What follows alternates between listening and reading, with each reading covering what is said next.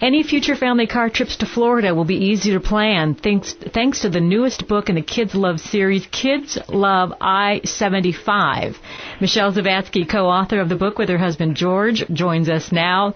Michelle, good morning. Good morning. Tell me why you decided to exit from your traditional state books to focus on a route to a particular place, in this case Florida, and all there is to see on the way. Well, I'll tell you what, this is a twist for us because we're normally state loyal. Yes, you are. Indiana, Kids Love Ohio, Kids Love Michigan are the real popular ones in this region of the country.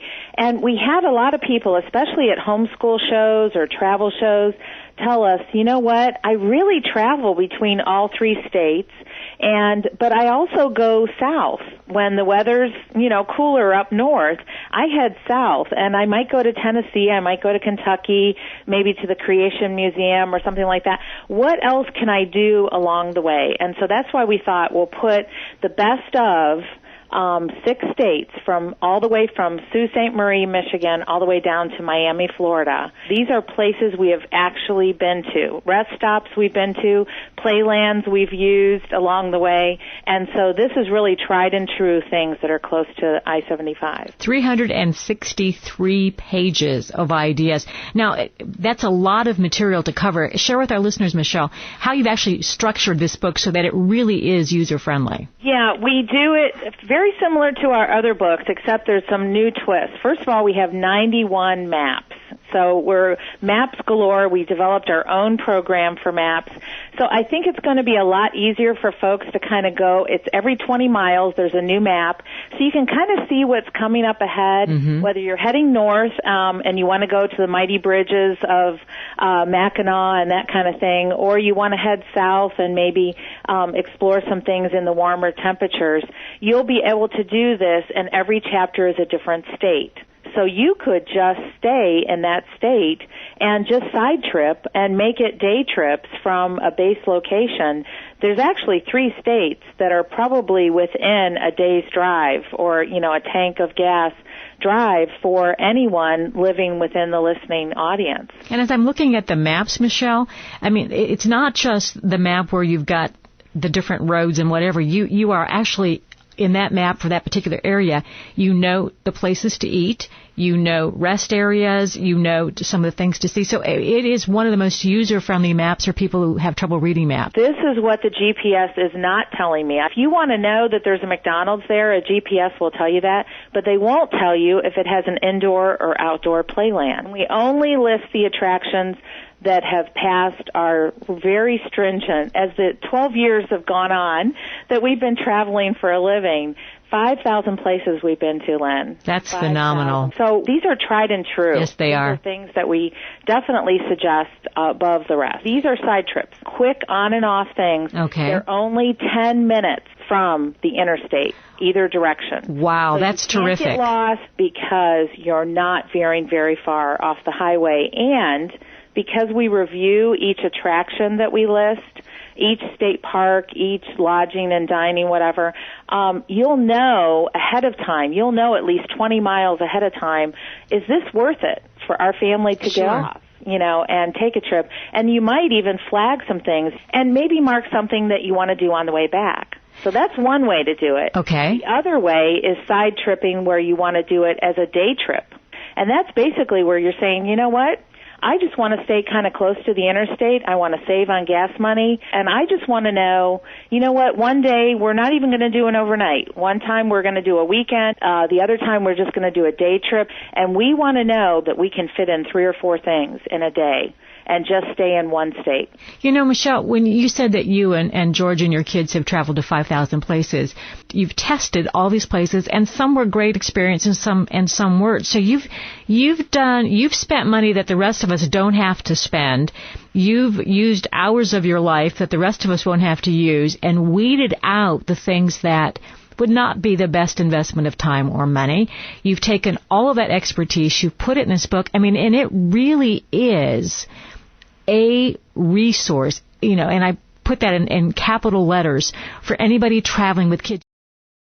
You'll notice at the beginning of the chapter a quick tour. Yes. Of the state or of the chapter of the day trip area.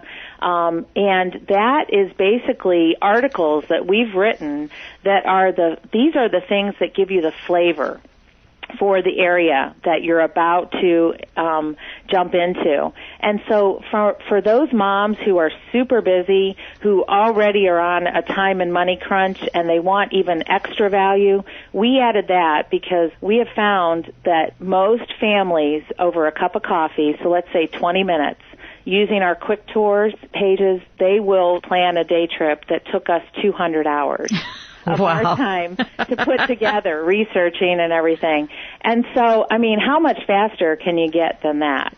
Well, again, like I said, time and money. And then also in I-75, you've got some pages that are just travel journal and notes. And you have relatively wide margins on each page so you can make some notes yourself. And so, again, this becomes your go-to for the trip. You just grab it and you're ready to go. And over the years that you go back and reference and take a look, it's like you're the explorer, and this is your journal for how to make the trip.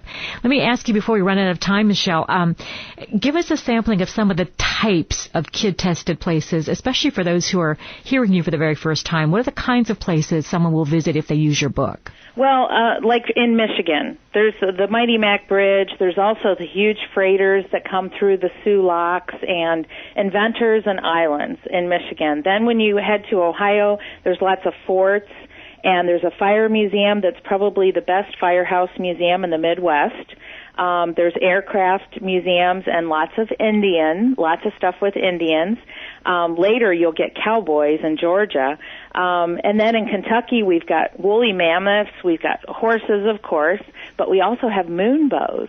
And if you've never seen a moonbow, no, what is it's similar to a rainbow, but it's at night under the moonlight. And there's only 2 places in the world that moonbows appear, and one of them is in Kentucky. And then, of course, I told you cowboys and Indians in Georgia. Who would think? You don't think of Georgia, you think of peaches, pecans, and we'll tell you where the ice cream places are to get the best peach ice cream, to get the best chocolate-flavored pecans. We know, we've been there multiple times.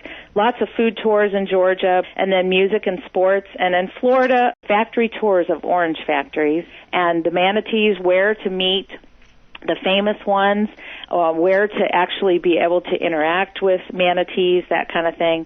And then we've even got things like sinkholes and homesteads and circuses and alligators, all different kinds of odd, unique things that you would never think of. Everybody thinks of oranges and Disney in Florida, and we spent maybe a total of maybe 4 days in amusement parks and stuff, and the rest of the 3 months that we were in Florida, we spent doing all these other unusual things, pirate treasure and all these other really bizarre things that are kid-friendly. No matter what interests your kids have, you'll find something for them. That's what's so great about your book. So, whether it's a museum or a park or a resort, or whether they like history, or whether they like, lots of adventure, whatever your child's interests are, you can find a place to visit between Michigan and Florida on your trip, thanks to Kids Love I-75. You've done the work for us, and again, like I said, you've saved us time and money, and that's a huge thing.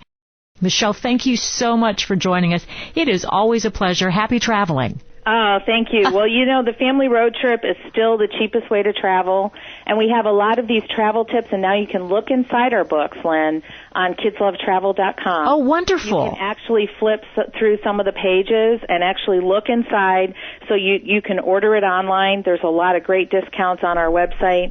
And the other thing is about the Internet, if I can just say this real quickly. Sure. Is that a lot of folks are using the Internet to make their travel plans. Great if you're planning a big vacation and you want to secure flights and hotel discounts. I use them every day. I use the Internet every day for coupons and hotel discounts and that kind of thing. But you know what? When you want to meet, when you want to know the reviews from kid-tested people, and you want to know those free attractions, we can list those mom-and-pop places galore, and about a third of our books are those places that you won't find anywhere on the Internet. And some things are free, some things are a minimal price, and so, yes, it'll fit with your travel plans.